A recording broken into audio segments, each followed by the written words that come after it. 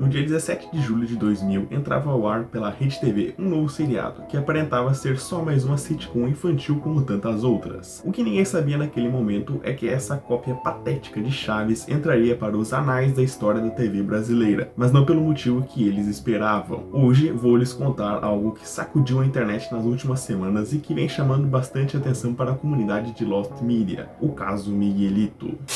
Não é novidade para absolutamente ninguém que o seriado Chaves era um sucesso de audiência desde os anos 80 aqui no Brasil, constantemente levando o SBT às lideranças do Ibope, isso até ele acabar saindo do ar há alguns anos atrás. Mas durante os anos 90, isso incomodava bastante as emissoras rivais, que tentavam criar algo semelhante para surfar na onda do seriado mexicano. Nós tivemos, por exemplo, alguns infames seriados como A Vila do Tiririca, A Vila Maluca e até mesmo Os Trapalhões, com uma fase chamada de Vila Vintém.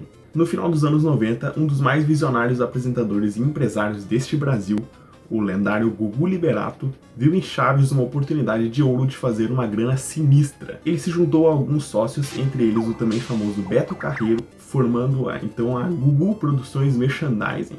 Iniciaram um projeto ambicioso. Cerca de R$800 mil foram investidos lá naquela época para fazer sair do papel o que eles batizaram de Miguelito. A ideia de Gugu era de fazer do seriado um sucesso avassalador, assim como Chaves, e posteriormente exportá-lo para a América Latina, podendo até receber convidados internacionais na vila. Foram gravados ao todo 22 episódios mais um piloto. Tudo estava acertado então que a Record seria a emissora que o seriado seria levado ao ar. Porém, ao verem que teriam que ajudar nos custos de uma produção tão cara que nem essa, a Record teve então um raro momento de lucidez e decidiu não levar ao ar Miguelito em sua emissora. Foi então que o programa foi oferecido à recém-inaugurada Rede TV, que, desesperada para ter coisas na sua grade, já que recém tinha inaugurado, aceitaram um acordo que não envolveria gastos pela emissora. Em uma espécie então de premonição, o superintendente artístico da emissora, Rogério Galo, disse que Miguelito era uma cópia descarada de Chaves e que não o agradava estar transmitindo ele em sua emissora. Tudo isso antes do seriado estrear, cara. Olha que clima.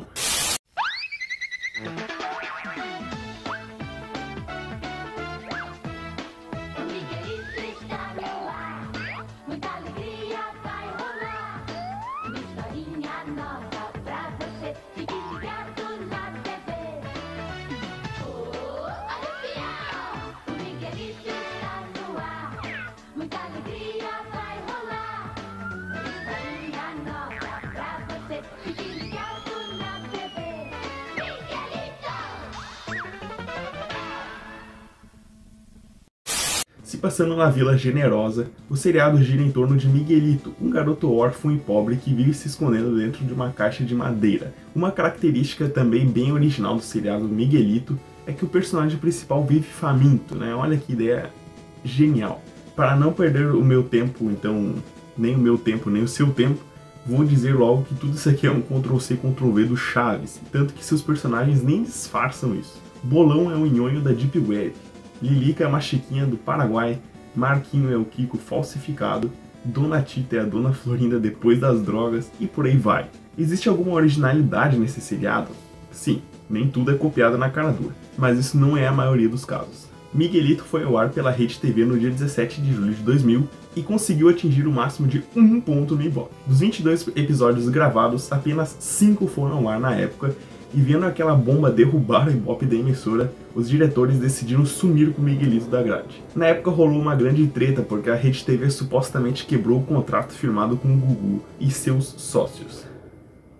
Tanto que oficialmente a desculpa de Gugu para o fracasso do programa foi a má vontade da Rede TV em tornar Miguelito um sucesso. Mas todos nós sabemos que Miguelito é uma bomba que, assim como outras cópias de Chaves, sempre seria conhecido como uma cópia de Chaves. Mesmo que Miguelito fosse bom e fosse pra frente, esse rótulo de cópia sempre seguiria o seriado e iria talvez até manchar sua reputação, mesmo se fosse bom, o que não foi. Mas Miguelito não foi pra frente e, com seu cancelamento, os episódios de Miguelito foram simplesmente engavetados e o seriado foi esquecido pelo tempo.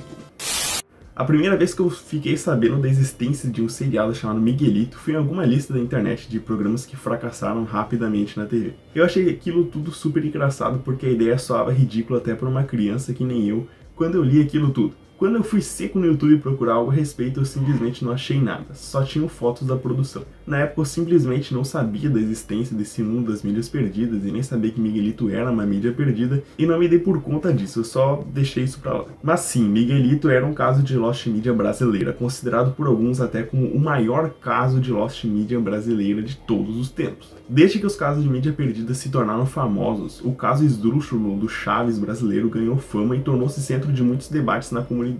Existiam buscas e as chamadas do programa foram encontradas, mas nada dos episódios apareceram, e era bem improvável que eles fossem encontrados. O programa fracassou retumbantemente, ninguém tinha muito orgulho daquele seriado e nem de estar envolvido com aquela produção. Era quase que uma mancha no currículo de todos os envolvidos.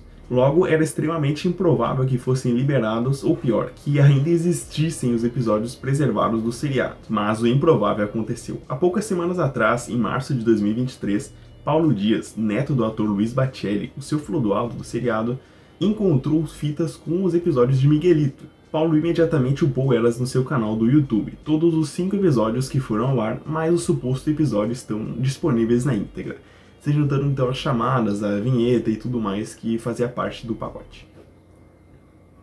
Graças ao Paulo, a maior mídia perdida brasileira foi finalmente encontrada. Ainda faltam os episódios que não foram ao ar, mas esses 5 já nos dão um gostinho do que foi Miguelito. E não é um gostinho muito bom, não. É improvável que esses episódios vejam a luz do dia, né? Os episódios que não foram ao ar. Mas eu já não digo que é impossível, por motivos bem óbvios, já que a gente considerava impossível os episódios que foram ao ar serem encontrados, e esses episódios simplesmente podem aparecer um dia. É inegável que essa busca e todo o mistério que envolveu Miguelito o tornaram um programa icônico, algo que talvez não fosse acontecer caso ele não ficasse perdido. Na minha opinião, Miguelito foi, e talvez ainda seja, o maior caso de mídia perdida brasileira e uma das maiores buscas, pelo menos mais icônicas aí, que nós temos pela internet. Querendo ou não, esse é um dos casos de mídia perdida e um caso de história da internet.